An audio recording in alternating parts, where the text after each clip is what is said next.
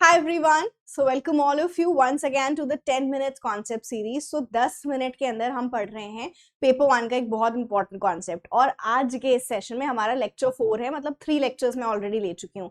आज के लेक्चर में हम इनफॉर्मल फैलेसीज, सभी इनफॉर्मल फैलेसीज पढ़ेंगे एक ही क्लास के अंदर। और सिर्फ इनफॉर्मल फैलेसी नहीं पढ़ेंगे, हम इसके कैटेगराइजेशन को भी देखेंगे कि ये फैलेसी कौन से कैटेगरी को बिलोंग करती है।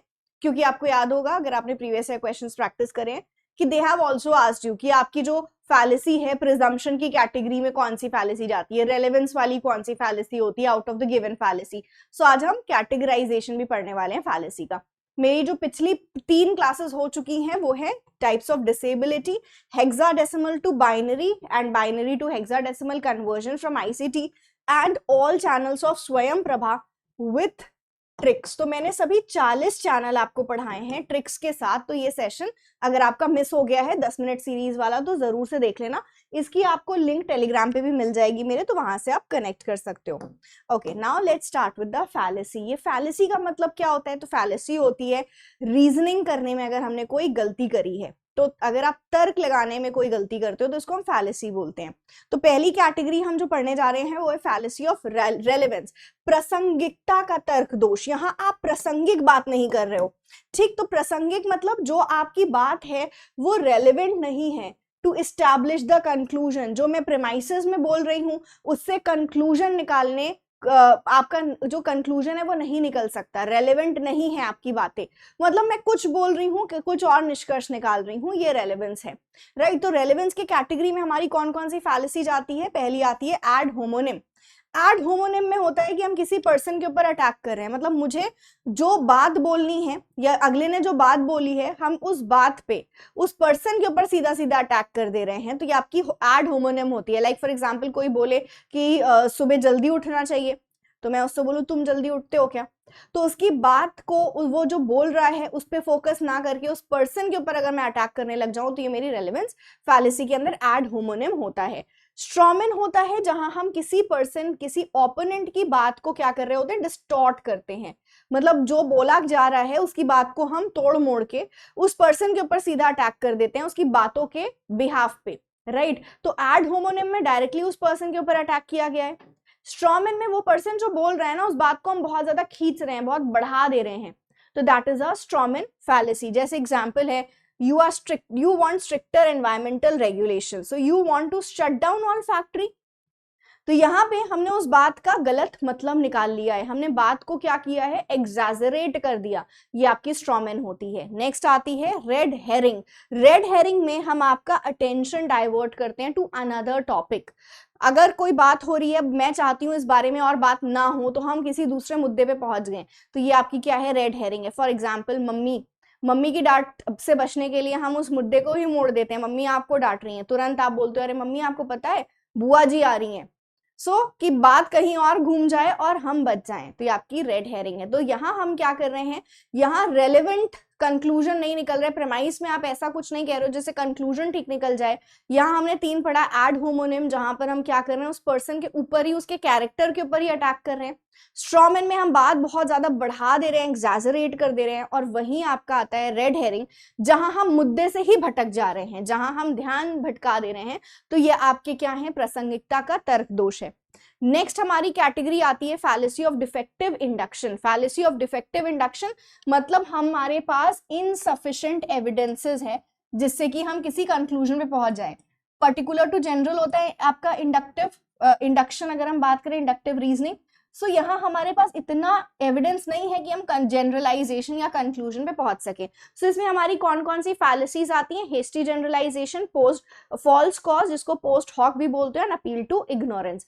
हेस्टी जनरलाइजेशन क्या होता है? एक चीज को देख के, एक या दो केसेस को देख के सबके लिए कुछ मान लेना। So what we are doing, हम एक दो लोगों को देख के पूरे क्लास को जनरलाइज कर रहे हैं, ये आपकी हेस्टी जनरलाइजेशन होती है। जैसे टू टूरिस्ट को हमने देखा किसी कंट्री के, वो रूड हैं, तो हम बोलेंगे उस कंट्री के सभी लोग रूड हैं। तो this is hasty generalisation.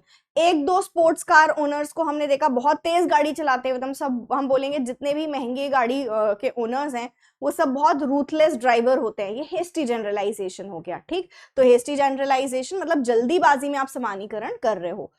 False cost, cause मतलब पोस्ट हॉक, जहां पर हम मानते हैं किसी चीज का, ठीक है, किसी चीज का आप क्या कर रहे हो, कॉज गलत मान रहे हो। तो अगर हम यहां बात करें तो हम mistakenly assumes causation from sequence, हम किसी चीज के कॉज को गलत मान रहे हैं। Like I took vitamin and recovered the next day, तो मतलब विटामिन ने मुझे क्योर किया, या कोई और गलत मैं कॉज दे दूं तो यहाँ पर दूसरा कॉज क्या हो सकता है, मैं गलत किसी चीज को कारण को मान के बैठ जाऊं तो, कि कल ना मेरी फ्रेंड की कॉल आई थी और इस वजह से मेरे साथ ये चीज बुरी हो गई, तो ये अपशगुन का कारण मेरी फ्रेंड की कॉल है, ये फॉल्स कॉज हो गया। ठीक है, मतलब आप गलत कारण एसोसिएट कर रहे हो, इसको हम क्या बोलते हैं, इसको पोस्ट हॉक फैलेसी बोलते हैं। ठीक, नेक्स्ट आता है appeal to ignorance. Appeal to ignorance में हम बोलते हैं ये चीज सही प्रूव नहीं हुई है तो ये चीज गलत होगी, ये चीज अभी तक किसी ने गलत प्रूव नहीं करी है तो ये ट्रू होगी, this is false cause fallacy, अज्ञान की अपील। राइट, नेक्स्ट आते हैं प्रिजम्पशन की फैलेसी के ऊपर। तो प्रिजम्पशन फैलेसी क्या होती है, आप जब पहले से कुछ मान के बैठ जाते हो, अनजस्टिफाइड अजम्पशन, आप पहले से कुछ मान रहे हो। तो बेगिंग द क्वेश्चन में आपकी जो पहली फैलेसी बनेगी प्रिजम्पशन के कैटेगरी में, पहली फैलेसी आती है बेगिंग द क्वेश्चन।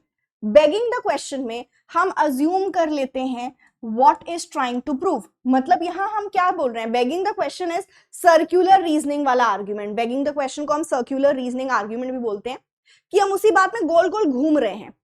क्या आप बोल रहे हो यहाँ पे, आपकी सर्कुलर रीजनिंग फैलेसी में क्या होता है कि आपके जो प्रेमाइस में है वही कंक्लूजन में बोल रहे हो, जो कंक्लूजन में लिखा है वही प्रेमाइस में बोल रहे हो, कोई रीजन नहीं दिया जा रहा है, मतलब आप एक ही बात को गोल गोल घुमा रहे हो। जैसे यहाँ एग्जाम्पल देखो, the defendant is guilty because he committed the crime, वो गिल्टी है क्योंकि उसने क्राइम किया है। अरे भाई, कोर्ट बोलेगा रीजन दो, कोई मुझे पुख्ता सबूत दो, आपके पास सबूत नहीं, आप बोल रहे नहीं नहीं इसी ने काम किया है, क्यों, क्योंकि ये गिल्टी है। तो this is begging the question fallacy.